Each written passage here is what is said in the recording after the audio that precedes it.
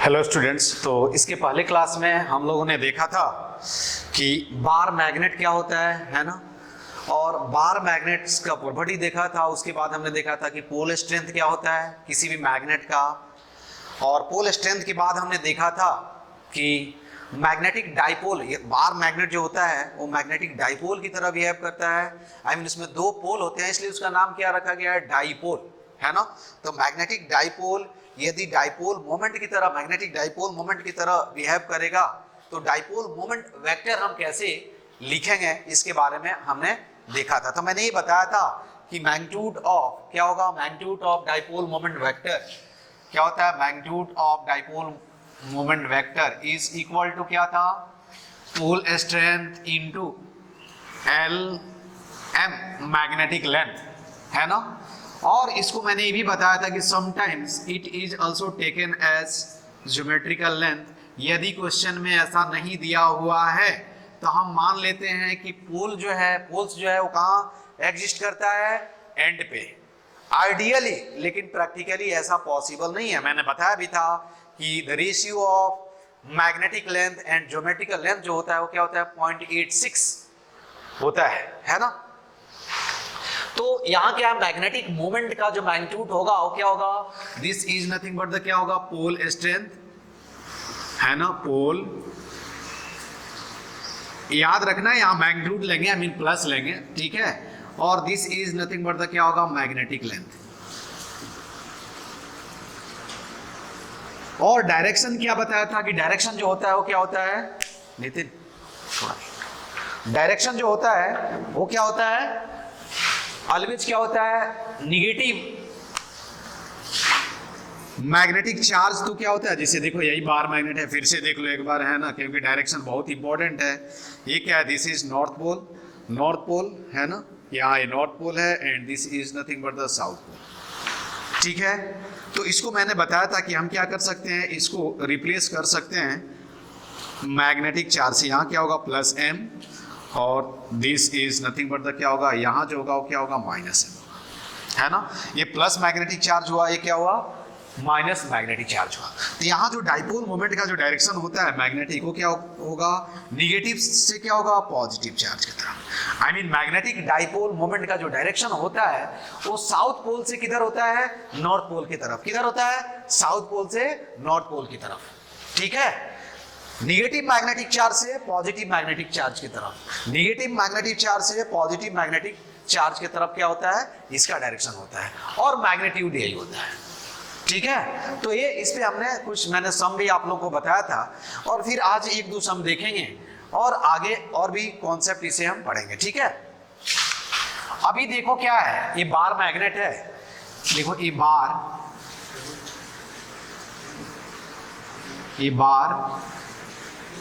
Magnet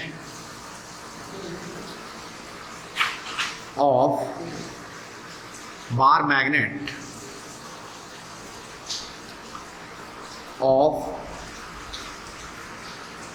magnetic moment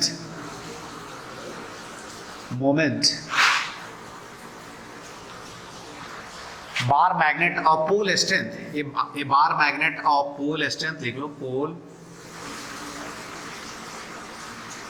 strength small m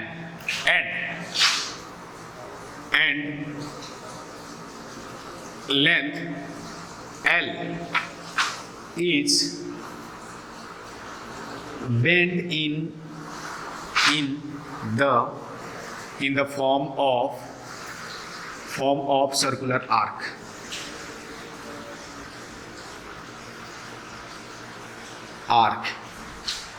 If circular arc subtend an angle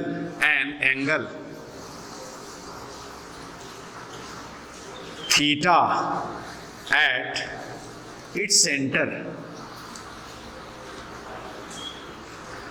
is center, then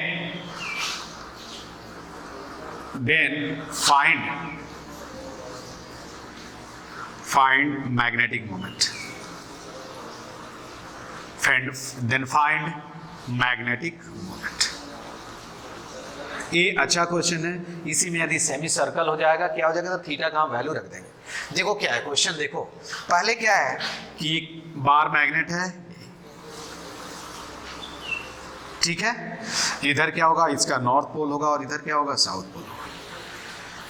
अब इसका pole strength जो दिया हुआ है क्या होगा, पोल स्ट्रेंथ क्या दिया हुआ है, m दिया हुआ है, स्मॉल m दिया हुआ है, लेंथ दिया हुआ है। तो यहाँ हम लिख देते हैं कि मैग्नेटिक डाइपोल मोमेंट का जो मैग्नीट्यूड होगा वो क्या होगा, m इंटू क्या हो जाएगा, l। मैंने बताया है, क्या बताया है कि जब मैग्नेटिक लेंथ नहीं दिया हुआ होगा तो हम क्या करेंगे, आइडियल सिचुएशन कंसीडर कर लेते हैं, और magnetic length will be equal to क्या होगा, मैग्नेटिक लेंथ जो होगा वो किसके बराबर होगा, ज्योमेट्रिकल लेंथ के क्या होगा, बराबर होगा। ये आपको ध्यान रखना है जब भी क्वेश्चन में ये नहीं दिया रहे। तो यहाँ क्या होगा, मैग्नेटिक मोमेंट मालूम चल गया किसका, बार मैग्नेट का जो स्ट्रेट है अभी, उसका मैग्नेटिक मोमेंट कितना होगा, m इंटू एल। m क्या है, पोल स्ट्रेंथ, l क्या है, length of the bar magnet, इसका लेंथ दिया हुआ है। अब क्वेश्चन में क्या बताया गया है कि इसको बेंड कर दिया गया है ना, ऐसे ऐसे बेंड कर दिया गया है, ठीक है, ऐसे बेंड कर दिया गया है ना। ये लेंथ कितना होगा, आर्क लेंथ अगेन क्या होगा, आर, ये नॉर्थ पोल मान लो और ये क्या होगा, साउथ पोल। ये एंगल यहां कितना सबटेंड कर रहा है, थीटा, कितना सबटेंड कर रहा है, थीटा। यही क्वेश्चन है। तो इसके कॉरस्पॉन्डेंस यदि मैग्नेटिक डाइपोल मोमेंट क्या होगा, ठीक है, क्या होगा, मैग्नेटिक डाइपोल मोमेंट हम m डैश मान लें, तो m डैश एक ध्यान रखना है कि बार मैग्नेट को क्या करो, आप फोल्ड करो, है ना। बार मैग्नेट को कैसे भी फोल्ड करो, क्रॉस सेक्शनल एरिया यदि चेंज नहीं हो रहा है तो पोल स्ट्रेंथ क्या हो जाएगा, चेंज नहीं होगा। तो यहाँ भी आप देखोगे, है ना, ये डायग्राम थोड़ा सा और आर्क टाइप का होना चाहिए, है ना, ऐसे, ठीक है। तो यहां भी देखोगे इस केस में पोल स्ट्रेंथ जो होगा वो क्या होगा, चेंज नहीं होगा, है ना। तो क्या होगा, if the bar magnet is क्या होगा, जब क्या होगा हम बार मैग्नेट को बेंड करेंगे तो क्या होगा, क्रॉस सेक्शनल एरिया बेंडिंग से चेंज नहीं होता, इसलिए पोल स्ट्रेंथ जो होगा वो क्या होगा, विल नॉट चेंज। तो ये आपको यहां लिखना चाहिए कि व्हेन, नोट में यहां लिखना चाहिए कि व्हेन क्या होगा, when A bar magnet, bar magnet is bended या फोल्डेड, है ना, folded, then its cross sectional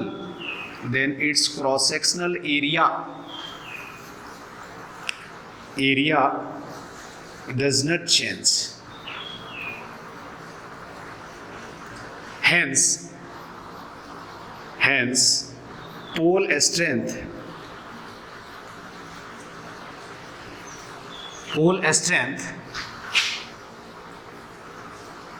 will also remain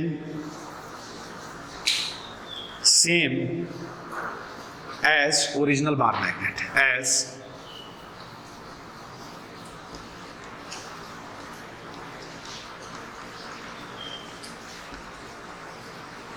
ये चीज आपको ध्यान देना। तो यदि इसका पोल स्ट्रेंथ हमने क्या माना है, देखो इसका पोल स्ट्रेंथ यदि हमने क्या माना है, प्लस में, इसका हम यदि पोल स्ट्रेंथ क्या मान लें, m डैश क्या है, pole strength, plus m dash minus m। तो यहां हम बोल सकते हैं कि m dash is equal to क्या होगा, m, क्या होगा, m dash is equal to क्या होगा, m होगा, है ना। देखो इसमें न्यूमेरिकल आता है, दूसरा थ्योरी कुछ नहीं पढ़ना है यार, केवल न्यूमेरिकल्स करना है। यदि तुम न्यूमेरिकल्स, फिजिक्स का एक बहुत बड़ा एक खासियत है कि तुम थ्योरी कितना भी अच्छा पढ़ लो, यदि तुम प्रॉब्लम प्रैक्टिस नहीं कर रहे हो then there is no use of theory, कोई थ्योरी का यूज नहीं है। प्रॉब्लम या कॉन्सेप्ट कहाँ से क्लियर होता है, थ्योरी से। तुम जानते हो कि मैग्नेटिक मोमेंट का फॉर्मूला ये होता है, लेकिन यदि डिफरेंट सिचुएशन तुमको दे दिया जाए तो ये तुमको आना चाहिए कि हम कैसे मैग्नेटिक मोमेंट क्या करेंगे, लिखते हैं। ठीक है, तो ये सब बेसिक कॉन्सेप्ट मालूम होना चाहिए। और उसके बाद क्या चाहिए, physics required a lot of problem practice. Physics हुआ, मैथ्स हुआ, या एक कॉम्पिटिटिव एग्जाम जो है वो, इसमें जितना ज़्यादा आप प्रैक्टिस करोगे उतना ही आपका कॉन्सेप्ट क्लियर होगा और उतना ही कॉन्फिडेंस बिल्डअप होगा और स्कोर अच्छा होगा। यदि आप ऐसा नहीं कर रहे हो, आप सोच रहे हो कि नहीं अरे मैं तो बहुत अच्छा थ्योरी पढ़ रहा हूँ, है ना। और हमेशा याद रखना कि कभी भी लेक्चर देखो, तुमको लग रहा है कि नहीं किसी का लेक्चर भी अच्छा लग रहा है, तो एक लेक्चर देखो, किसी का भी देखो, more than one lecture semi subject के लिए मत देखो। उससे क्या होगा, कंफ्यूज है। कोई भी टीचर जो है थोड़ा किसी चीज को अच्छे से एक्सप्लेन करता है, थोड़ा उतने अच्छे से एक्सप्लेन नहीं करता है, लेकिन चीजें जो होता है वो सेमी पढ़ाया जाता है। हाँ, डिफरेंस कहाँ होता है, प्रॉब्लम प्रैक्टिस का। ठीक है, कि प्रॉब्लम जो होता है वो कभी हम क्या होंगे कि कोई टीचर जो है वो ज्यादा प्रॉब्लम प्रैक्टिस कराएगा, कोई टीचर जो है वो कम प्रॉब्लम प्रैक्टिस। लेकिन कॉन्सेप्ट जो है ऐसा नहीं है कि मैग्नेटिक मोमेंट का जो डेफिनेशन है वो मैं कुछ अलग बताऊंगा, दूसरा टीचर कुछ अलग बताएगा, वो सेम है यार, है ना।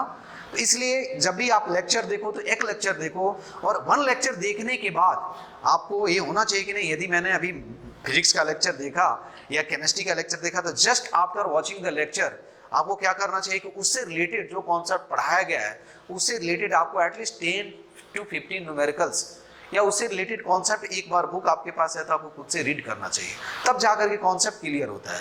हमेशा लेक्चर पे, टीचर पे, आप टीचर पे डिपेंड नहीं रहना चाहिए। मैंने कई बार क्लास में बोला है कि teacher is nothing but the guiding medium. Teacher का काम कुछ नहीं होता है, आपको गाइड करना। देखो ये ऐसे होता है, अब तुम जितना प्रैक्टिस कर सकते हो उतना करो, तुम्हारा स्कोर होगा। नहीं प्रैक्टिस करोगे तो 0 स्कोर होगा। ठीक है, तो अब देखो अपने को क्या चाहिए इस केस में। चलो हम आते हैं प्रॉब्लम पे, बाद में हम देखेंगे, है ना। इस के लिए क्या चाहिए, पोल स्ट्रेंथ अपने को मालूम चल गया। अब क्या चाहिए यार, मैग्नेटिक मोमेंट लिखने के लिए 2 चीजें जरूरत है। एक तो आइदर दोनों पोल के बीच डिस्टेंस फाइंड आउट करो, दोनों पोल के बीच डिस्टेंस, और दूसरा क्या है, आपको क्या फाइंड आउट करना है, दूसरा क्या फाइंड आउट करना है, पोल स्ट्रेंथ। तो पोल स्ट्रेंथ मिल गया यार कि इसका पोल स्ट्रेंथ भी क्या होगा, सेम होगा। आई मीन फोल्ड करने से पोल स्ट्रेंथ कभी चेंज नहीं होता है। ब्रेक करने से पोल स्ट्रेंथ चेंज होता है, कब, जब परपेंडिकुलर और पैरेलल ब्रेक करो, जो मैंने बताया आपको, है ना। तो यहां देखोगे तो यहां पोल स्ट्रेंथ चेंज नहीं हो रहा। अब मुझे क्या करना है कि क्या लिखना है, लेंथ फाइंड आउट करना है। तो देखो हम क्या कर रहे हैं, इस बार मैग्नेट को मैं क्या कर रहा हूं, रिप्लेस कर देता हूं। तो देखो ऐसे सीन होगा, ऐसे कुछ सीन होगा, है ना। यही क्या होगा, देखो यहाँ, क्योंकि पोल जो होगा यहाँ क्या होगा, सेंटर पे लाई करता है, याद रखना। तो यहाँ क्या है, नॉर्थ पोल है, आई मीन यहाँ क्या है, प्लस m डैश है, और यहाँ क्या है, माइनस, यहाँ क्या है, माइनस m डैश है। यही होगा, यही इधर कहीं सेंटर ऑफ कर्वेचर होगा। देखो ध्यान से, है ना, सेंटर ऑफ क्या होगा, कर्वेचर होगा। ये एंगल क्या है, थीटा है। ठीक है, ये लेंथ कितना दिया हुआ है, L दिया हुआ है, L दिया हुआ है। यदि मैं इसका रेडियस मान लूं R, देखो अपने को क्या चाहिए, एक कॉर्ड चाहिए, कॉर्ड का लेंथ है। यदि मैं इसको A लिख दूं और B लिख दूं तो ये कॉर्ड का लेंथ R अपने को मालूम हो तो हम आसानी से क्या कर सकते हैं, यहाँ अब इसका मैग्नेटिक मोमेंट हम लिख सकते हैं। ये मैग्नेटिक मोमेंट कितना होगा, ये हम लिख सकते हैं। क्या होगा मैग्नेटिक मोमेंट, इसका क्या होगा, m डैश इंटू क्या होगा, AB। क्या होगा, m डैश इंटू क्या हो जाएगा, AB। तो अब देखो उसके बाद कुछ नहीं करना है, m dash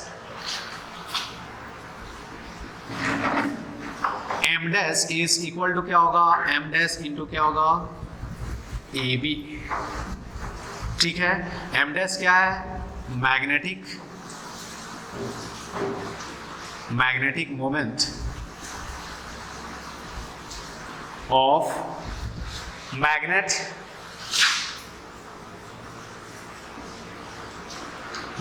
in the form of arc। ठीक है, दिस इज क्या होगा, pole strength and this is arc, chord length, chord length AB। यही चाहिए। अब कुछ नहीं करना है। देखो यहां से यदि परपेंडिकुलर ड्रॉ कर दोगे, यहां से तो ये दो पार्ट्स में क्या होगा, डिवाइड हो जाएगा। इसको P मान लो, है ना। ये एंगल कितना हो जाएगा, थीटा बाई क्या हो जाएगा, थीटा बाई 2 हो जाएगा, है ना। ये R आपको दिया हुआ, R कितना हो जाएगा यार बता सकते हो। R इक्वल टू क्या होगा, देखो R इक्वल टू क्या होगा, L अपॉन क्या होगा, थीटा होगा। देखो R इक्वल टू लिख सकते हैं L अपॉन क्या लिख सकते हैं, थीटा। थीटा यहाँ क्या चीज में लेना है, रेडियन में, यही है ना, सही है ना, ठीक है। R equal to theta upon क्या होगा, सॉरी L अपॉन क्या होगा, L क्या है, arc length, I mean length of the bar magnet, है ना। Length of the bar magnet divided by क्या होगा, एंगल सबटेंडेड, ठीक है, कोई डाउट नहीं है ना। तो यहां से R मालूम चलेगा। अब देखो यहां से फाइंड आउट कर सकते हो, इन ट्रायंगल लिख दो यहां से, इन ट्रायंगल क्या होगा, OAP sine of theta by 2 equal to क्या हो जाएगा, देखो मुझे क्या निकालना है, इस एंगल के लिए अपोजिट होगा यार, तो sine of theta by 2 is equal to क्या लिखेंगे, AP अपॉन क्या लिखेंगे, R। तो AP मालूम चल गया कितना, AP इक्वल टू क्या होगा, साइन ऑफ, आई मीन क्या हो जाएगा, R साइन ऑफ क्या होगा, थीटा बाई 2, ठीक है। अब AB तो आसानी से लिख सकते हो यार तुम, यहाँ AB इक्वल टू क्या होगा यार, AB is equal to 2 R sine of क्या होगा, थीटा बाई 2, और R अपने को मालूम है, AB is equal to, R का वैल्यू यहाँ रख दो, तो देखो 2L अपॉन क्या हो जाएगा, थीटा, है ना, क्या हो जाएगा 2L upon theta into sine of क्या हो जाएगा, थीटा बाई 2। AB मालूम चल गया। अब हम क्या कर सकते हैं, पोल आई मीन मैग्नेटिक मोमेंट आसानी से लिख सकते हैं, m डैश का वैल्यू m के टर्म में मुझे लिखना है, ठीक है। तो देखो यहाँ लिख सकते हैं m dash is equal to क्या होगा, m इंटू क्या लिखेंगे, l, m into l into 2 sine of क्या होगा, थीटा बाई 2 अपॉन क्या होगा, ठीक है। ये चीज आपको क्या करना है, ध्यान देना है। यहां देखो m डैश इक्वल टू क्या होगा, m 2m साइन ऑफ क्या हो गया, थीटा बाई 2 डिवाइडेड बाई क्या हो गया, 2 हो गया। तो ये क्या होगा, magnetic moment of resultant bar magnet, है ना, मैग्नेटिक मोमेंट।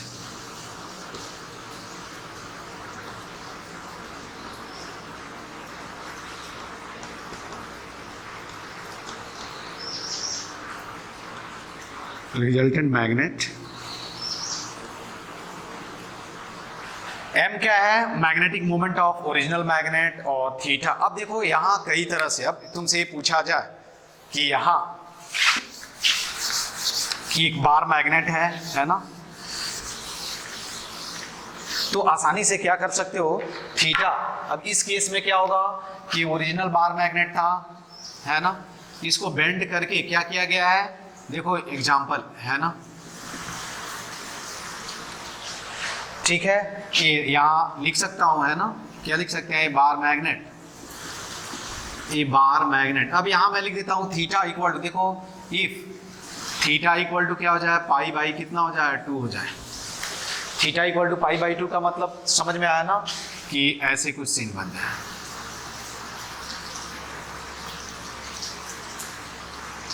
ऐसे ये n हो गया और ये 7 हो गया, इसका लेंथ r है और यही क्या हो गया, पाई बाई 2 हो गया, ठीक है, समझ में आया ना। तो इस केस में m डैश होगा वो कितना हो जाएगा, वैल्यू रख करके देख लो यहाँ 2m, हमेशा याद रखना है इसको, क्या है, पाई बाई क्या रखना है, 2, और ये साइन ऑफ क्या हो जाएगा, पाई बाई क्या हो जाएगा, 4, ठीक है। तो तुम देख सकते हो कि ये कितना हो जाएगा, m dash is equal to क्या होगा, 4m अपॉन क्या होगा, पाई इंटू 1 बाई क्या होगा, √2, आई मीन क्या हो जाएगा, 2√2 m अपॉन क्या हो जाएगा, पाई, ठीक है। यदि क्या हो जाएगा, दूसरा देखो थीटा का वैल्यू रखते जाओ, दूसरा देखो कि इफ क्या होगा, if theta is equal to क्या हो जाएगा, पाई, तो थीटा पाई हो जाएगा, तो M dash I mean a case ऐसे हो जाएगा, ऐसे हो जाएगा क्या, देखो तो बार मैग्नेट की इस फॉर्म में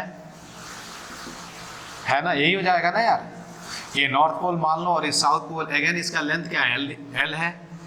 इस केस में एम डैश इक्वल टू क्या हो जाएगा, 2m साइन ऑफ क्या हो जाएगा, पाई बाई 2 है ना, अपॉन क्या हो जाएगा, पाई। तो कितना हो जाएगा, M dash is equal to क्या हो जाएगा, 2m अपॉन क्या हो जाएगा, पाई। ये पूछा गया है। थीटा यदि क्या हो जाए, थीटा यदि क्या हो जाए, 3 पाई बाई 2 हो जाए, तो मैग्नीट्यूड ले लेंगे यार।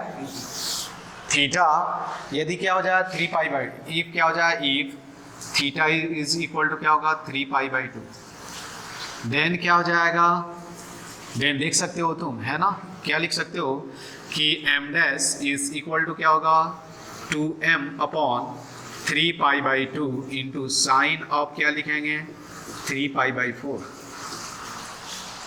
ठीक है, ये पॉजिटिव ही होगा यार, तो यहाँ क्या लिख सकते हैं, M dash is equal to क्या लिख सकते हैं, 4m upon 3 pi sine of, तुम यहाँ लिख सकते हो इसका वैल्यू क्या होगा, 1/√2 होगा है ना, तो 1/√2, सॉरी ये कितना हो जाएगा, 1/√2। अरे सेकंड क्वाड्रेंट में जाएगा ना यार, है ना, तो ये कितना हो जाएगा देखो, तो M dash is equal to क्या हो जाएगा, 2√2 m अपॉन क्या हो जाएगा, 3 पाई हो जाएगा। यदि पाई क्या हो जाएगा, क्या हो जाएगा, पाई जो होगा वो क्या होगा, यदि 0 I mean pi sorry theta equal to क्या हो जाए, 2 पाई हो जाए। देखो ध्यान से, थीटा अगला केस देख लो, यहाँ if theta is equal to क्या हो जाए, 2 पाई, देन हम क्या लिख सकते हैं, आई मीन ऐसे बन जाए या सर्कल बन जाए, है ना। तो यहाँ नॉर्थ पोल और साउथ पोल क्या हो जाएंगे यार, मिल जाएंगे, है ना। तो यहाँ पोल स्ट्रेंथ ही क्या हो जाएगा, 0 हो जाएगा, ऐसे भी सोचोगे, ठीक है। तो ये क्या हो जाएगा, यहाँ M dash is equal to 2m sine of क्या हो जाएगा, पाई डिवाइडेड बाई क्या हो जाएगा, 2 पाई। तो ये क्या हो जाएगा, M dash is equal to क्या हो जाएगा, 0। यहाँ पोल स्ट्रेंथ भी क्या हो जाएगा, 0 हो जाएगा, नेट पोल स्ट्रेंथ, क्योंकि नॉर्थ पोल और साउथ पोल क्या हो जाएगा, वन साइड हो जाएगा। तो एक स्टैंडर्ड रिजल्ट था, इसमें आप थीटा का कोई वैल्यू रखोगे तो आपको आसानी से क्या होगा, आंसर। आप रटना नहीं है यार इसको, ये नहीं मैं बोल रहा हूँ कि वो फॉर्मूला है यार तुम रट जाओ, तुम देखो कि क्या चाहिए, पोल स्ट्रेंथ चाहिए, magnetic moment magnetic dipole moment लिखने के लिए क्या चाहिए, पोल स्ट्रेंथ चाहिए, और क्या चाहिए, क्या चाहिए, मैग्नेटिक लेंथ चाहिए, है ना। और जब मैग्नेटिक लेंथ नहीं है तो हम क्या कंसीडर कर लेते हैं, ज्योमेट्रिकल लेंथ, यही हम कंसीडर करते हैं। इसके बाद अगला जो इसमें पॉइंट है वो देखना है, बस इतना है, इससे रिलेटेड इतना ही तुमसे सम पूछा जाएगा कि मैंने ही बताया था कि करंट क्वाइल जो होता है वो बार मैग्नेट की तरह क्या होता है, सर्कुलर क्वाइल जो होगा, या कोई भी सर्कुलर हो या क्या हो, स्क्वायर क्वाइल हो, इक्विलैटरल ट्रायंगल की शेप में हो, सभी क्या होते हैं, बार मैग्नेट की तरह हम उसको आई मीन मैग्नेटिक डाइपोल की तरह बिहेव करते हैं। तो उसमें भी क्या होता है, नॉर्थ पोल और क्या होता है, साउथ पोल होता है। तो इस केस में पोल स्ट्रेंथ हम कैसे कैलकुलेट करेंगे हम देखते हैं, है ना। से देखो ये दिया होगा कि ए क्या होगा, ए करंट कैरिंग वाइल, एग्जाम्पल ही है, ये क्वेश्चन है basically, while of radius r of radius r having current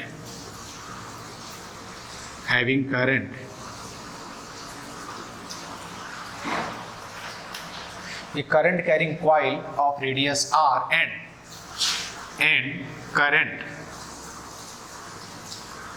current I is shown in the क्या होगा, in the figure।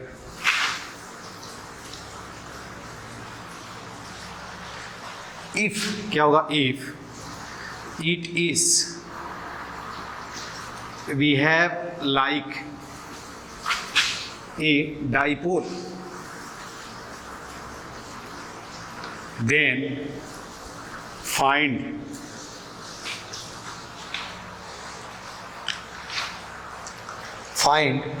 its pole strength। ये पूछा जाएगा आपसे, है ना। तो देखो यही क्या है, ये करंट कैरिंग क्या है, कॉइल है, इसमें करंट आई फ्लो हो रहा है ना। अब आपको मालूम है कि यहाँ जो मैग्नेटिक फील्ड का जो डायरेक्शन होता है आप ऐसे देख सकते हो, है ना, ऐसे होगा, है ना। तो मैग्नेटिक फील्ड का जो डायरेक्शन होता है कुछ ऐसे होता है।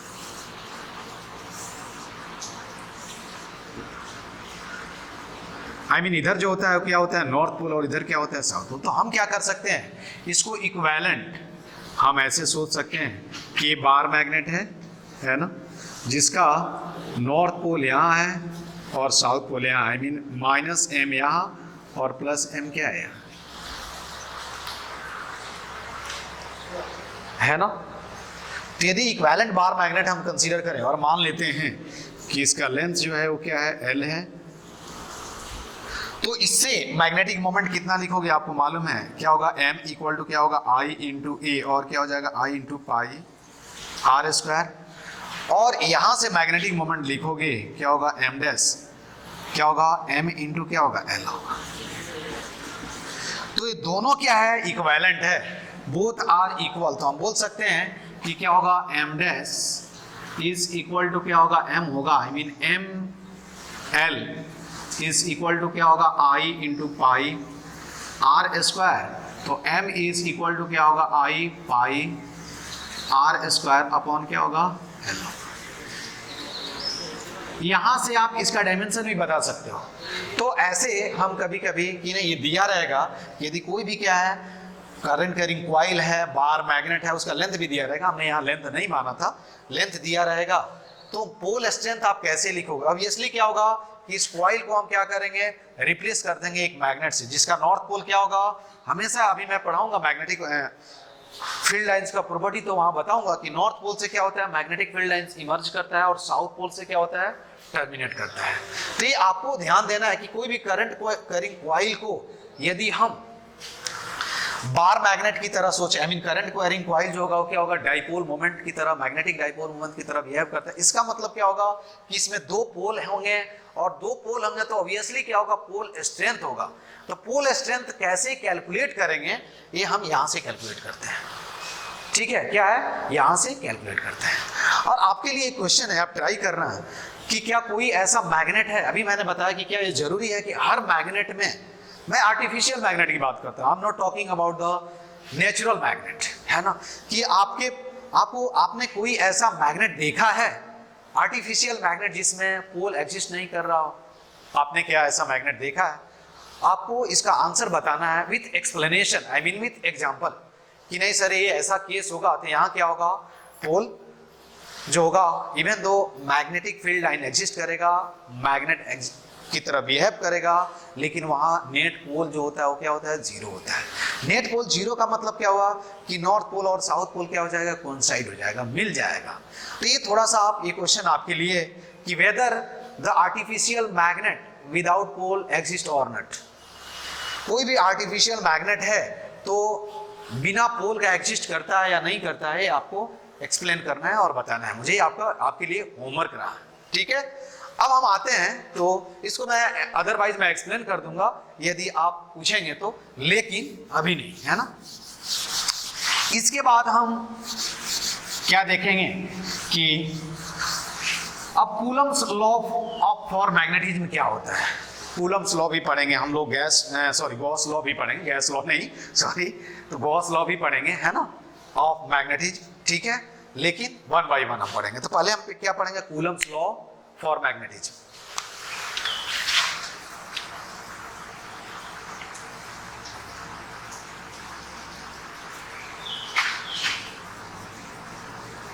Coulomb's law for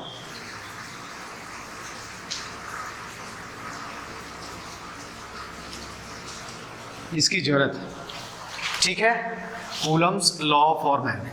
Coulomb's law for charges पढ़े हो यार, क्या था? देखो रिवीजन करा देता हूं कि क्या है वहां, Coulomb's law for electric charges. Coulomb's ने क्या बताया था कि F E magnitude of electric force जो होता है वो क्या होता है कि मैग्नीट्यूड ऑफ Q1 इंटू क्या होगा मैग्नीट्यूड ऑफ Q2 अपॉन क्या होगा आर स्क्वायर। यही था ना यार। कब? जब यहाँ दो चार्जेस, एक चार्जेस Q1 यहाँ Q2 यहाँ, और उनको कितने सेपरेशन पे रखा हुआ हो, R separation. At in the similar way हम क्या कर सकते हैं कि का वैल्यू आप जानते हो इसलिए मैं नहीं बता रहा हूँ। कूलम्स लॉ मैंने क्या बताया कि पोल स्ट्रेंथ को हम क्या चीज की तरह ट्रीट करते हैं, क्या चीज की तरह ट्रीट करते हैं, मैग्नेटिक चार्ज। इसको हम क्या बोलते हैं, this is called electric charge. तो पोल स्ट्रेंथ को हम क्या बोलेंगे, मैग्नेटिक चार्ज। तो इफ टू मैग्नेटिक चार्जेस है ना M1 and M2 are separated at a distance d or r away, then magnetic force between them will be directly proportional to product of magnitude of both the magnetic charges and inversely proportional to square of the separation between them। ठीक है, तो क्या होगा कि यदि देखो यहां कि दो मैग्नेटिक चार्जेस M1 और क्या होगा M2, आर डिस्टेंस पे क्या है रखे गए हैं। ये क्या है, मैग्नेटिक चार्ज, मैग्नेटिक चार्ज। ठीक है, ये भी क्या है, this is also magnetic charge. Confuse मत होना यार magnetic charge and pole strength से। ठीक है, तो यहाँ क्या है, आर डिस्टेंस पे रखा गया और फ्री स्पेस में रखा गया। कहाँ रखा गया है, फ्री स्पेस में, फ्री स्पेस में रखा गया है। तो क्या होगा कि मैग्नेटिक फोर्स जो होगा I mean Fm is directly proportional to क्या होगा, product of magnitude of according to Coulomb's, है ना, यहाँ बता दूं, है ना, अकॉर्डिंग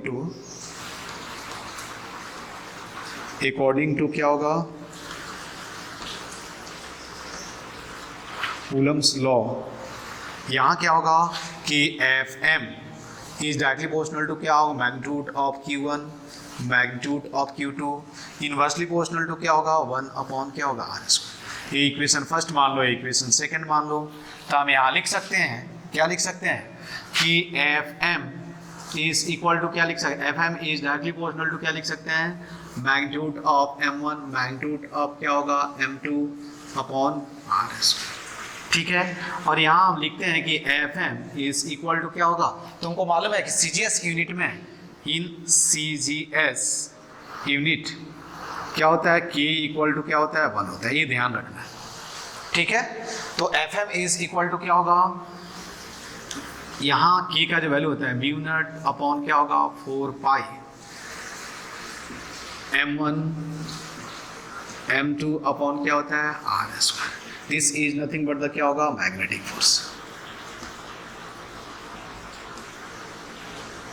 तो कूलम्स लॉ हम कैसे लिखेंगे कि two magnetic charges are placed at a distance R away, है ना, then Coulomb force, then magnetic force between them is given as क्या होगा mu naught upon 4 pi M1 M2 magnitude of M1 magnitude of M2 upon क्या होगा R square. तो simple है ना, यहाँ मैं लिख देता हूँ, ये क्या है, कांस्टेंट है, ये तो आपको मालूम है। तो Fm इज इक्वल टू क्या होगा म्यू नॉट अपॉन 4 पाई, है ना, M1 M2 अपॉन क्या होगा आर स्क्वायर। अब क्या होगा कि यहाँ भी याद रखना है कि लाइक मैग्नेटिक चार्जेस क्या होगा, ऑलवेज क्या होगा, कुछ पॉइंट आपको बता दूं कि मैग्नेटिक फोर्स जो होगा वो क्या होगा बिटवीन टू मैग्नेटिक चार्जेस क्या होगा, ऑलवेज एक्ट अलोंग द क्या होगा लाइन ज्वाइनिंग देम, क्या होगा एक्ट अलोंग द क्या होगा लाइन ज्वाइनिंग देम। ये आपको ध्यान रखना है, क्या होगा, ये आपको क्या है ध्यान रखना है। तो 2 पॉइंट लिख देता हूं कि क्या होगा मैग्नेटिक फोर्स, ये ज्यादा नहीं, केवल ये पूछा जाएगा, मैग्नेटिक फोर्स बिटवीन क्या होगा M1 and M2 act along the क्या होगा लाइन ज्वाइनिंग क्या होगा ज्वाइनिंग देम। ठीक है, सेकंड पॉइंट क्या है कि like charges, I mean FM between क्या होगा, लाइक चार्जेस। लाइक का मतलब क्या हुआ कि नेचर सेम होना चाहिए, है ना। सेकंड पॉइंट लिखना है कि सेकंड पॉइंट क्या है कि मैग्नेटिक फोर्स है ना between like charges, between two like charges, between two like magnetic charges, two like magnetic charges is always repulsive in nature.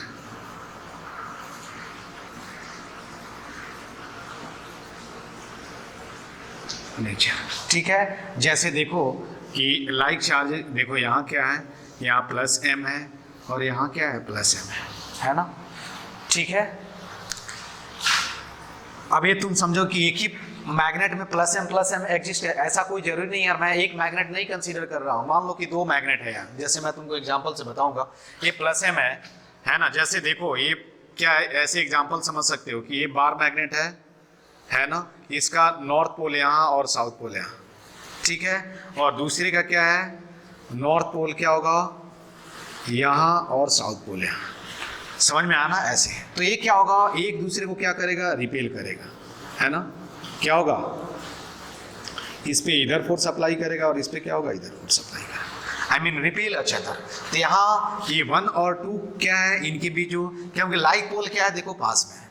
तो ये लाइक पोल जो होगा वो क्या होगा, ऑलवेज क्या होगा, रिपेल करता है ना। क्या होगा, रिपेल करेगा। आई मीन ऐसे यदि फोर्स देखोगे तो इस पे फोर्स किधर लगेगा, इधर, और इस पे फोर्स किधर लगेगा, इधर लगेगा, लेकिन मैग्नीट्यूड जो होगा वो क्या होगा, सेम होगा। तो यहाँ रिपेल कर रहा है, तो वही मैंने बताया कि यहाँ जो फोर्स लगेगा एफएम किधर लगेगा, इधर, इस पे, है ना। और इस पे देखोगे तो ये किधर लगेगा, इधर लगेगा। तो आई मीन क्या होगा, लाइक पोल, यहाँ क्या याद रखना है कि like pole repel each other और अनलाइक पोल क्या होता है, अट्रैक्ट ईच अदर। तो यहाँ लिख लेना है कि दैट इज क्या होगा, लाइक पोल क्या होगा, अट्रैक्ट, नहीं like pole repel each other, ये बाद में लिख लेते हैं, ठीक है। तो ये तुमको ध्यान देना है। दूसरा क्या होगा कि magnetic force between two unlike magnetic charges,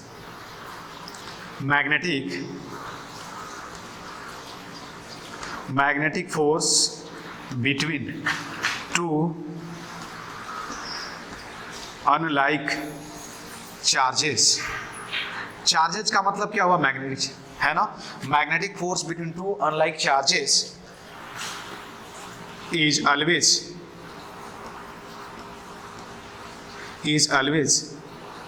repulsive in क्या होगा,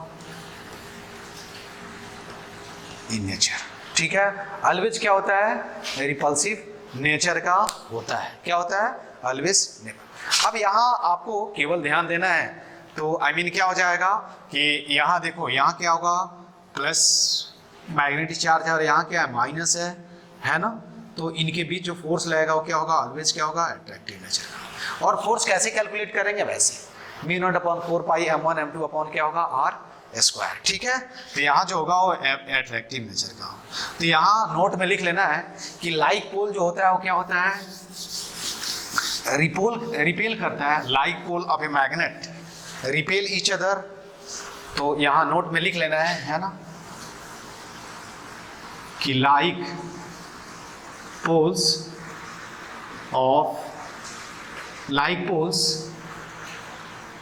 repel each other while unlike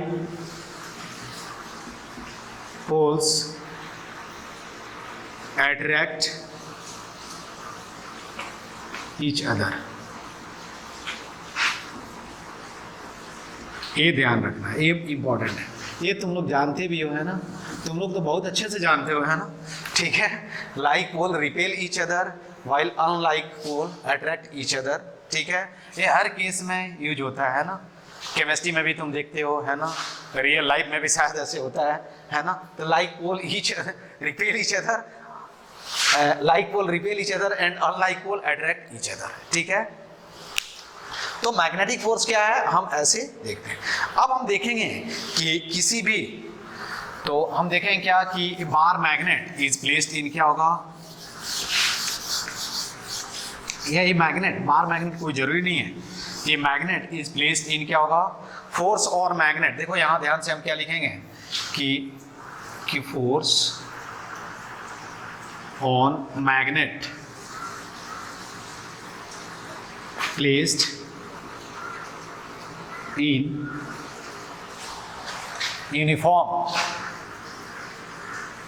uniform magnetic field.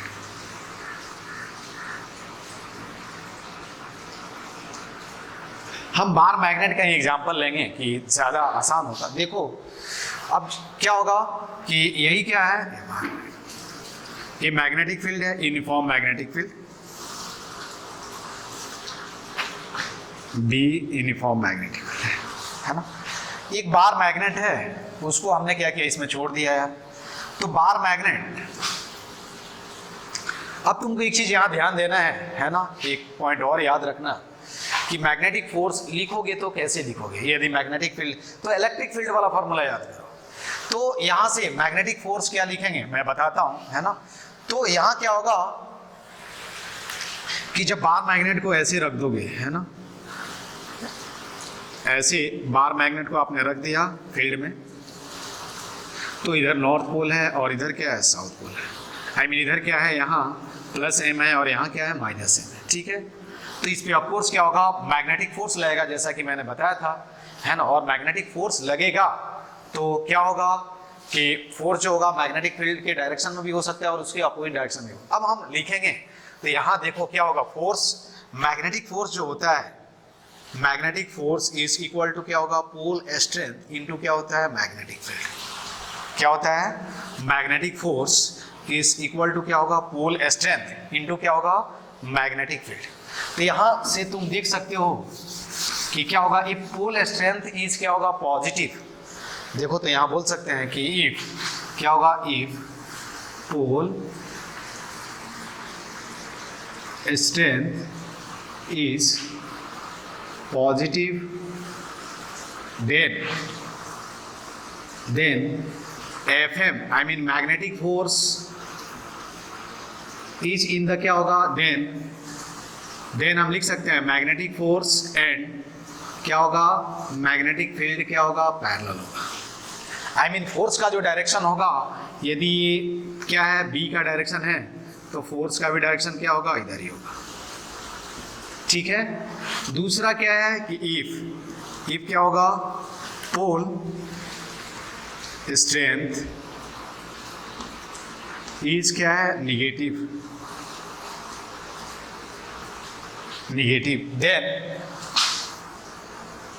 Then क्या होगा, FM is anti parallel to क्या होगा, B, ठीक है। क्या होगा, FM is anti parallel to क्या हो जाएगा, B। ये आपको क्या करना है, ध्यान में रखना है।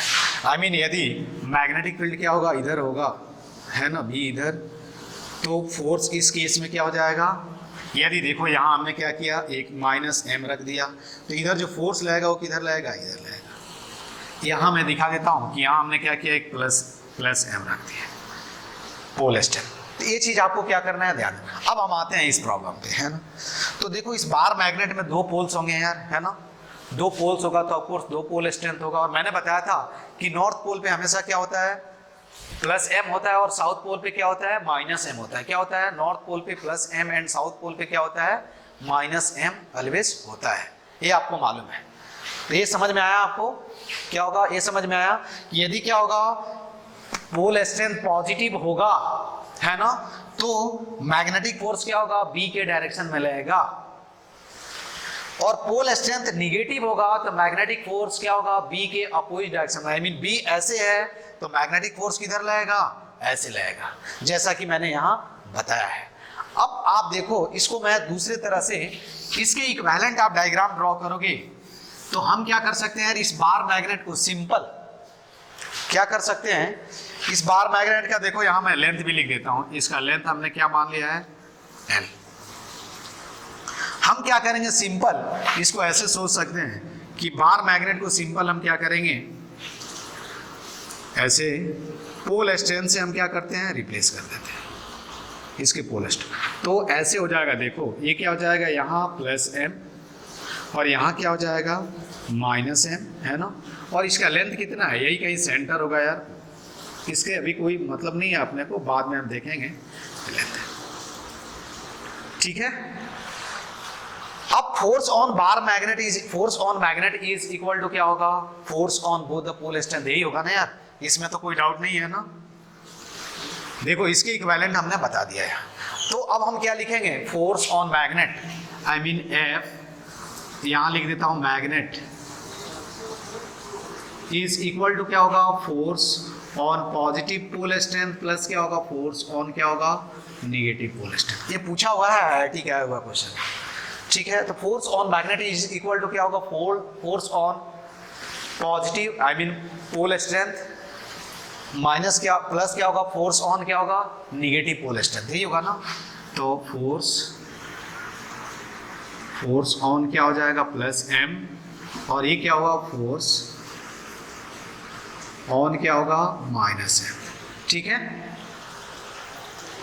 अब देखो प्लस m पे, तो हम यदि लिखें प्लस, इसको इक्वेशन 1 लिख देते हैं यार, फोर्स प्लस लिखें तो देखो, तो प्लस m पे ये पॉजिटिव है, तो मैग्नेटिक फोर्स का डायरेक्शन किधर होगा, इधर होगा, किधर होगा, राइट होगा। आई मीन इधर यदि मैं x एक्सिस मान लूं और इसको y एक्सिस मान लूं, तो लिख सकते हैं कि पोल स्ट्रेंथ इनटू हम क्या लिख सकते हैं, सिंपल b, और यहां ऐसे भी लिख सकते हैं कि m इनटू क्या लिखेंगे, b इनटू क्या लिखेंगे, i कैप। ठीक है, समझ में आया ना। उसी तरह निगेटिव क्या लिखेंगे, सिमिलरली हम लिख सकते हैं, सिमिलरली F माइनस जब लिखोगे तो क्या लिखोगे, देखो इस पे फोर्स किधर लग रहा है, इधर, इस पे फोर्स प्लस m इधर लग रहा है, प्लस F प्लस इधर लग रहा है। इस पे देखोगे तो मैग्नेटिक फील्ड के अपोजिट डायरेक्शन में रखेगा तो क्या होगा, F m माइनस इधर लग रहा है। ठीक है, इधर तो Fm कितना होगा, अगेन देखो m इंटू बी, हमेशा साइन यहाँ नहीं रखना है यार, यहाँ केवल क्या करो, मैग्नीट्यूड लेना है ना। ठीक है, क्या है, यहाँ मैग्नीट्यूड लेना है, साइन मत लेना, है ना। जैसे इलेक्ट्रिक फोर्स हम लिखते थे ना, उसी तरह लिखना है। तो यहाँ क्या हो जाएगा, माइनस आई कैप। अब आप नाउ आप लिख सकते हो, नाउ फ्रॉम क्या होगा, इक्वेशन क्या होगा फर्स्ट। अब नेट फोर्स क्या लिख सकते हो, नाउ आसानी से क्या कर सकते हो यार, लिख सकते हो नेट फोर्स। तो यहां नेट फोर्स क्या होगा, F magnet I mean force on magnet is equal to क्या होगा, देखो तो लिख सकते हैं mb, है ना, आई कैप माइनस क्या होगा, mb आई कैप, है ना, इक्वल टू क्या होगा, 0।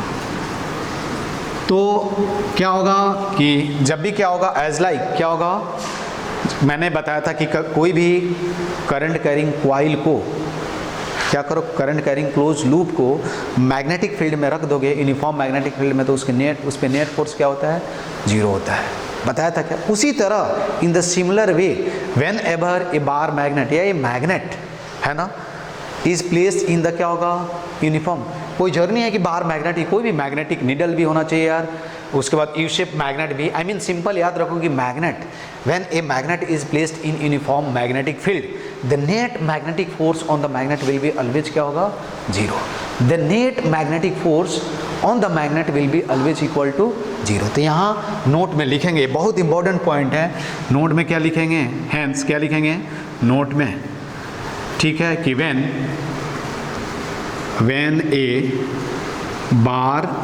when a magnet, है ना, when a magnet is placed in uniform magnetic field,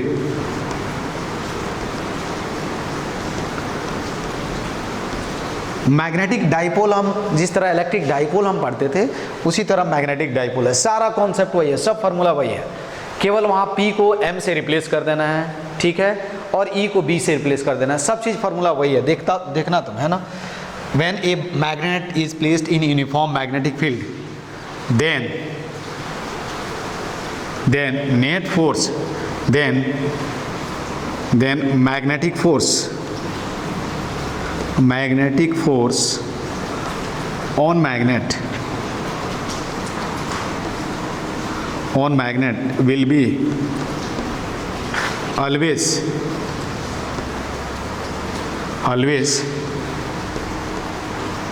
zero.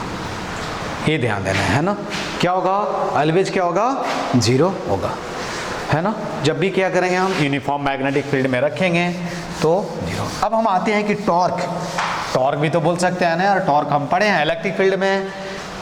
किसी इलेक्ट्रिक डाइपोल को रखोगे तो टॉर्क कितना लगता था, याद आया, P क्रॉस E, याद आया ना, P क्रॉस E।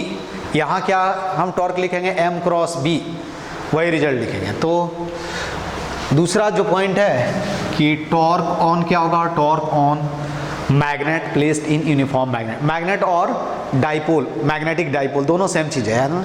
तो ये मैंने रिजल्ट भी बताया है, लेकिन फिर से बता देता हूँ। मैंने बताया था कि वहाँ प्रूफ थोड़ा सा कॉम्प्लिकेटेड होता है, ऐसा नहीं है कि हम नहीं बता सकते, थोड़ा हम वहाँ भी प्रूफ कर सकते हैं, लेकिन यहाँ क्या होता है, आसान होता है, तो इससे हम आसानी से समझ सकते हैं, ठीक है। तो यहाँ क्या लिखेंगे, टॉर्क ऑन मैग्नेटिक डाइपोल, है ना, मैग्नेटिक डाइपोल और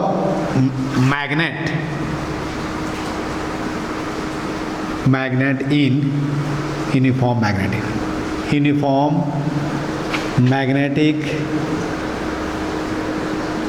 मैग्नेटिक फील्ड, ठीक है। अगेन देखो यहाँ भी हम क्या करें, बार मैग्नेट ले रहे हैं, लेकिन ऐसा कोई जरूरी नहीं है कि बार मैग्नेट के लिए रिजल्ट वैलिड होगा, क्योंकि बार मैग्नेट जो है वो आसानी से उसको हम डील कर सकते हैं, ठीक है। तो यहाँ भी देखो, यहाँ हमने क्या किया, यूनिफॉर्म मैग्नेटिक फील्ड लिया,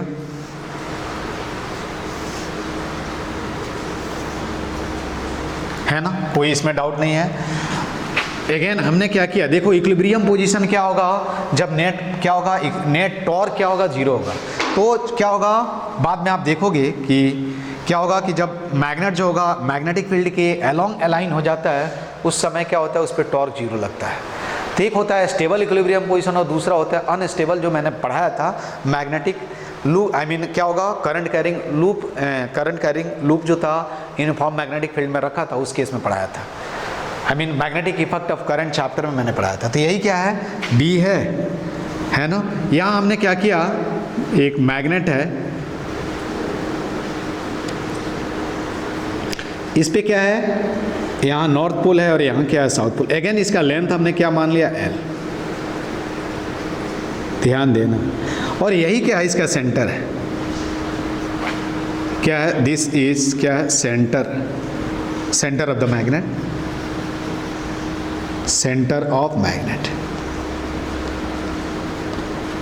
यहाँ तुम देखोगे कि नेट टॉर्क, देखो यहाँ, अब इसको ऐसे सोच सकते हो, इसका इक्विवेलेंट डायग्राम मैं ड्रॉ कर देता हूँ, फिर आपको समझ में आएगा। ये क्या हुआ, मैग्नेटिक फील्ड, है ना। यहाँ मैंने क्या बताया कि देखो यहाँ ऐसे, है ना, यहाँ हम क्या रखेंगे यार, पोल स्ट्रेंथ, यहाँ -m, और यहाँ हम क्या रखेंगे, प्लस है। तो इस पे जो मैग्नेटिक फोर्स लगेगा वो कितना लगेगा, इधर लगेगा Fm, है ना। इसको हमने क्या रखा था, F प्लस का जो मैग्नीट्यूड होगा वो क्या होगा, m इंटू क्या होगा, b होगा, इधर लगेगा। और इधर जो फोर्स लगेगा वो क्या होगा, F माइनस इक्वल टू क्या होगा, mp, वो इधर लगेगा, है ना। यही यदि सेंटर हुआ O, है ना, तो ये क्या हो जाएगा, देखो ध्यान से। और ये एंगल हमने मान लिया कि ये एंगल कितना है, थीटा। अब थीटा यहाँ हमने क्या माना है, देखो मैग्नेटिक मोमेंट का जो डायरेक्शन होगा, यहाँ आप मैग्नेटिक मोमेंट लिख सकते हो, मैग्नेटिक मोमेंट का जो डायरेक्शन होगा वो क्या होगा, नॉर्थ टू साउथ होगा। तो यहाँ मैग्नेटिक मोमेंट का जो डायरेक्शन होगा, this is nothing but the, हम बोल सकते हैं कि this is nothing but the क्या है, direction of magnetic moment m। ठीक है, तो मैग्नेटिक मोमेंट किधर से होता है, साउथ टू नॉर्थ।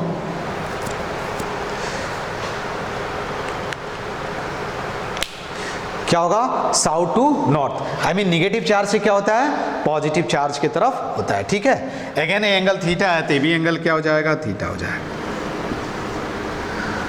अब देखो इसको थोड़ा सा एक्सटेंड कर दो, है ना। अब देखो इसके अबाउट टॉर्क लिखो यार, टॉर्क लिखोगे तो देखो तो R cross torque equal to क्या होता है, आर क्रॉस एफ। क्या होता है, टॉर्क इज इक्वल टू क्या होता है, torque about any point, torque is equal to, simple मैं लिख देता हूँ आर क्रॉस क्या होता है एफ, ये पढ़ाया हुआ है ना। तो यहाँ अब देखो टॉर्क जब लिखोगे तो देखो इसके आर, इधर आर क्या देखते हैं, आर क्या होता है कि जहाँ फोर्स लगता है उसका पोजीशन, जिसके अबाउट हम टॉर्क लिख रहे हैं उससे क्या है, तो यही पोजीशन हो गया। तो देखो आर का यहाँ जो डायरेक्शन होगा ऐसे होगा, तो यहाँ आर क्रॉस एफ कैसे होगा, ऐसे होगा। यहाँ चलो ये आर हो जाएगा यार, है ना। यहाँ आर क्रॉस एफ जब देखोगे तो ये कैसे हो जाएगा, तो नेट टॉर्क जो होगा यहाँ कैसे हो जाएगा, क्लॉकवाइज हो जाएगा ऐसे। ठीक है, ऐसे क्या हो जाएगा, रोटेट हो जाएगा। तो नेट टॉर्क जो होगा यहाँ जीरो नहीं होगा। ठीक है, तो यहाँ थीटा क्या है, थीटा मैं लिख देता हूँ कि थीटा इज द क्या होगा, एंगल, है ना, एंगल बिटवीन क्या होगा, एम वेक्टर एंड क्या होगा, बी वेक्टर। ठीक है, तो टोटल टॉर्क यदि मैं लिखूं तो टॉर्क अबाउट ओ, मैग्नीट्यूड मैं लिख रहा हूं तो क्या लिखते हैं, देखो ए ओ है, यहां से परपेंडिकुलर ड्रॉ कर दो, है ना। तो यही क्या हो जाएगा, तुम्हारा मोमेंट आर्म हो जाएगा, और यहां से परपेंडिकुलर यही क्या हुआ, लाइन ऑफ एक्शन। ठीक है, तो टॉर्क कैसे, यहाँ से यदि O इंटू क्या हो जाएगा, P लिख दें, है ना, तो सिंपल हम लिख सकते हैं FM। देखो जितना टॉर्क इसके द्वारा होगा उतना, ये समझ में आया ना। R क्रॉस, R का डायरेक्शन किधर है, इधर है, तो R क्रॉस F लिखोगे तो क्या होगा, क्लॉकवाइज। यहाँ भी R क्रॉस F लिखोगे तो क्लॉकवाइज। तो यहाँ क्या हो जाएगा, मैं मैग्नीट्यूड लिख रहा हूँ, देखो क्या होगा, क्या लिख सकते हैं, I mean torque is equal to क्या होगा, देखो एक कितना हो जाएगा, L/2, तो OP डायरेक्ट कितना हो जाएगा, देखो यहाँ टॉर्क, टोटल टॉर्क लिख रहा हूँ 2 इंटू OP इंटू क्या लिखेंगे, FM, और इसको लिखोगे तो 2 इंटू क्या हो जाएगा, OP कितना हो जाएगा, L/2 sine theta into F into FM कितना लिखोगे, M इंटू क्या लिखोगे, M इंटू B।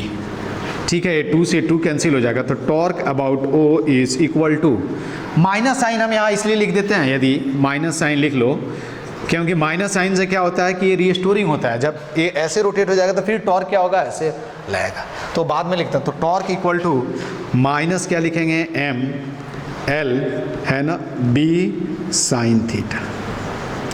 अब यहाँ से आप ये भी लिख सकते हो कि torque about O is equal to, इसको क्या लिख सकते हैं, M into L.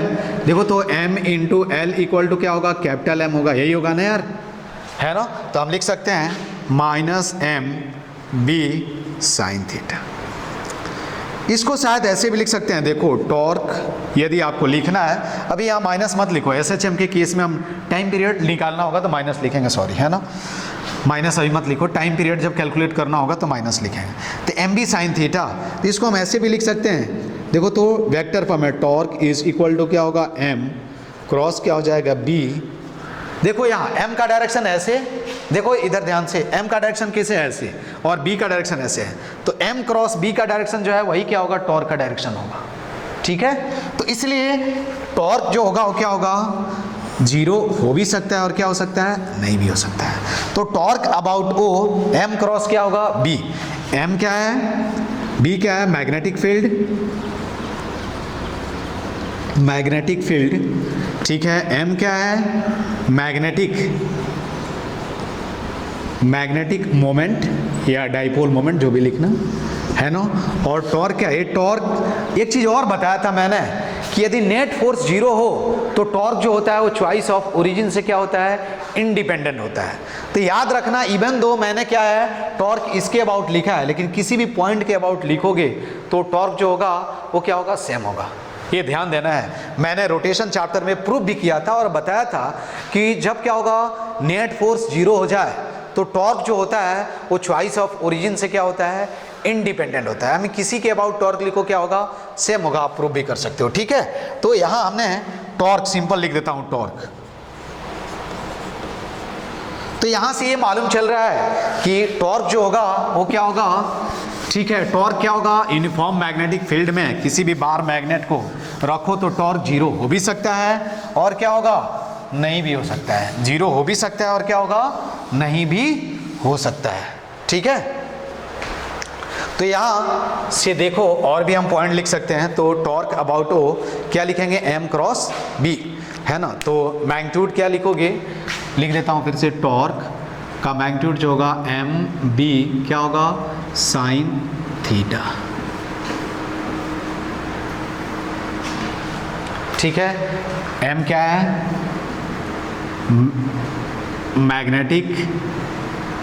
Magnetic moment, magnetic field और थीटा एंगल बिटवीन क्या है, एम एंड क्या है, बी। और टॉर्क सिंपल टॉर्क लिख देता हूँ, टॉर्क ऑन डाइपोल।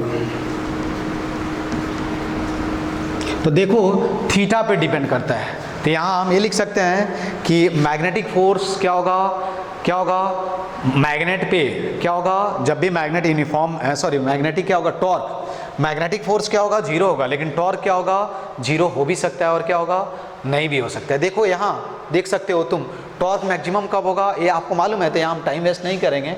टॉर्क क्या होगा, मैक्सिमम भी हो सकता है, मिनिमम भी हो सकता है, 0। तो टॉर्क का एक वैल्यू यहाँ लिखोगे तो टॉर्क जो होगा क्या होगा, लेस देन क्या होगा, mb और ग्रेटर देन इक्वल टू क्या होगा, 0। इसी के बीच क्या होगा, कोई वैल्यू हो सकता है। ठीक है, दूसरा क्या होगा कि यहाँ टॉर्क जो होगा वो क्या होगा, 0 भी हो सकता है, क्या हो सकता है, तो ये ध्यान रखना है। यहाँ नोट में एक पॉइंट लिख लेना है ना, कि व्हेन क्या होगा, when a magnet is placed in uniform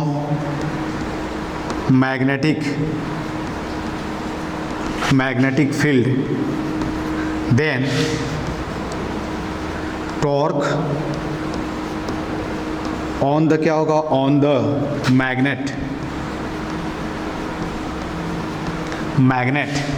में, और क्या होगा, may not be 0, may or may not be 0 depending on the orientation of the dipole in the magnetic field। ये ध्यान देना, ठीक है। तो हम यहाँ इसको भी लिख सकते हैं, तो क्या लिख सकते हैं, may or may not be 0 depending on the orientation of magnet in the field। ठीक है, जैसे देखो यहाँ क्या है, ये यूनिफॉर्म मैग्नेटिक फील्ड है। इस केस में यदि हम ऐसे मैग्नेट को रखते हैं, है ना, ये नॉर्थ पोल हुआ और ये साउथ, ठीक है, ये बी हो गया। तो यहाँ हम बोल सकते हैं कि टॉर्क जो है वो क्या है, नॉट इक्वल टू 0, है ना। यहाँ आप देखोगे कि ये क्या है, मैग्नेटिक फील्ड है, और इधर ही हमने क्या किया है, बार मैग्नेट, है ना, इधर यूनिफॉर्म मैग्नेटिक फील्ड है और इधर बार मैग्नेट हमने क्या किया, रख दिया। ठीक है, तो यहाँ जो टॉर्क क्या होगा, 0 हो जाएगा। तो डिपेंड करता है, 0 भी हो सकता है और क्या हो सकता है, नहीं भी हो सकता है। ठीक है, वो डिपेंड करता है कि सिचुएशन क्या है। और work done by the torque क्या होता है ये आप लोग जानते हो। तो अब यहाँ मैं ये डायरेक्ट मैं रिजल्ट लिखता हूँ, इसका प्रूफ भी बताया था, है ना।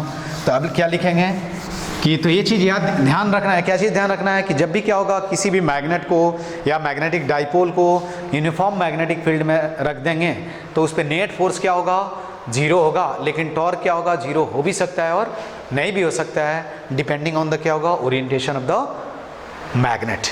ठीक है, अब यहाँ हम क्या लिखेंगे कि वर्क डन वाइल, अगला जो पॉइंट है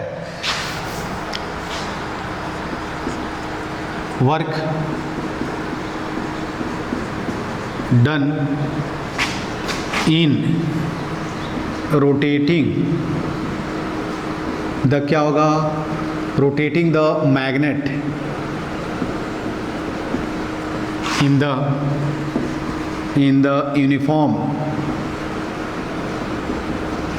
magnetic field, in the uniform magnetic field, है ना। अब देखो क्या है, ये ध्यान देना है ना, कि यही क्या है, ये यूनिफॉर्म मैग्नेटिक फील्ड है,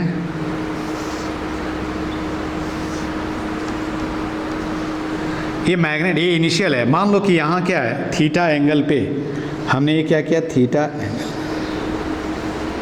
ठीक है। यहाँ ये मैग्नेट रखा हुआ है, देखो यहाँ हमने क्या किया, डायरेक्ट -m और +m ले लिया, और यहाँ मैंने लिख दिया m इज़ इक्वल टू क्या होगा, m इंटू l, l इसका दिया हुआ है ना। इसी के क्या हो रहा है, रोटेट हो रहा है, ठीक है। तो टॉर्क को रोटेट करने में वर्क कितना लगेगा, देखो ध्यान से, वर्क इज़ इक्वल टू क्या होता है, इंटीग्रेशन टाउ डी थीटा, यही होता है ना, है ना। थीटा I टू हम क्या लिखेंगे, थीटा f। यहाँ टॉर्क का वैल्यू रखो तो यहाँ क्या होगा, rotating from theta I to theta f, direct मैं लिख दूंगा इसको। जब सिंपली देखो यहाँ theta I to theta f लिखोगे और m b sine theta D theta, ठीक है। इसको जब कैलकुलेट करोगे तो ये कितना आएगा, ये आप देख सकते हो यहाँ से कि यहाँ से W इज इक्वल टू क्या होगा, M B minus M B cos theta, क्या होगा, कॉस थीटा, है ना। ये समझ में आया ना कि पहले ऐसे था, अब हम ऐसे रोटेट करा रहे हैं, यहाँ तो कुछ तो काम करना पड़ेगा ना रोटेट करने के लिए।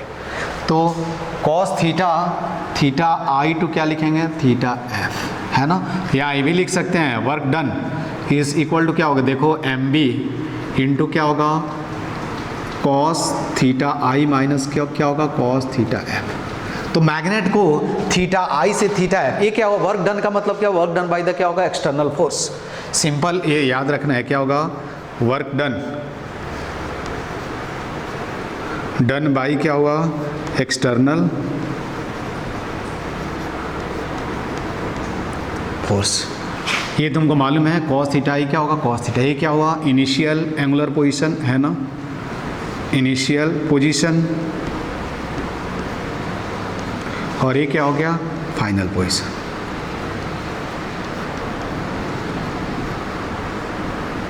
ठीक है, तो यही क्या होता है, वर्क डन होता है, ये बहुत ही इंपॉर्टेंट पॉइंट है ना। अब क्या होगा, यहाँ एक पॉइंट लिख देता हूँ कि वर्क डन क्या होगा, work done by field force plus क्या होगा कि वर्क डन बाय क्या होगा, external force is equal to क्या होगा, 0। ये कहाँ से आता है, वर्क एनर्जी थ्योरम से। जब भी यहाँ काम करना होता है तो हमको क्या काम, कितना काम करना है, मिनिमम काम करना है, मैक्सिमम काम नहीं करना है, ठीक है। तो ये वर्क डन होगा। अब यहाँ से हम इससे भी क्वेश्चन पूछे जाते हैं, तुम प्रैक्टिस कर सकते हो, मैंने बताया भी था, है ना। तो कि मैग्नेटिक डाइपोल या मैग्नेट को, ये सबके लिए वैलिड है ना। मैग्नेटिक डाइपोल या मैग्नेट को हम क्या कर रहे हैं, रोटेट करा रहे हैं, तो कितना वर्क करना पड़ेगा, ठीक है। अब यहाँ लिख देंगे कि पोटेंशियल एनर्जी, अगला पॉइंट क्या है कि magnetic potential energy, magnetic potential energy associated with क्या होगा, डाइपोल। विथ डाई और मैग्नेट, याद रखना है ना,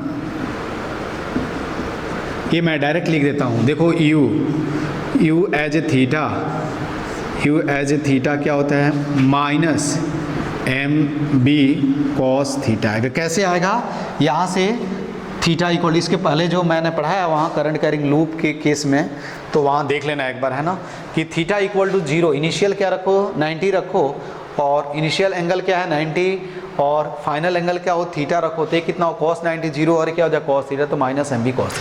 इसको ऐसे भी लिख सकते हो, U as a theta is equal to क्या माइनस एम डॉट क्या हो जाएगा बी। यहाँ मैंने वहाँ ये भी पढ़ाया था कि स्टेबल अनस्टेबल इक्विलिब्रियम क्या होता है, तो एक बार आप लोग देख लेना। और वही कॉन्सेप्ट क्या है, बार मैग्नेट में क्या है यूज करना है, क्या करना है यूज करना है, ठीक है। तो आज के क्लास में बस इतना ही। इसके बाद हम नेक्स्ट क्लास में क्या पढ़ेंगे, properties of magnetic field lines के बारे में पढ़ेंगे और 1-2 क्वेश्चन इस पर देखेंगे, ठीक है। Okay, thank you.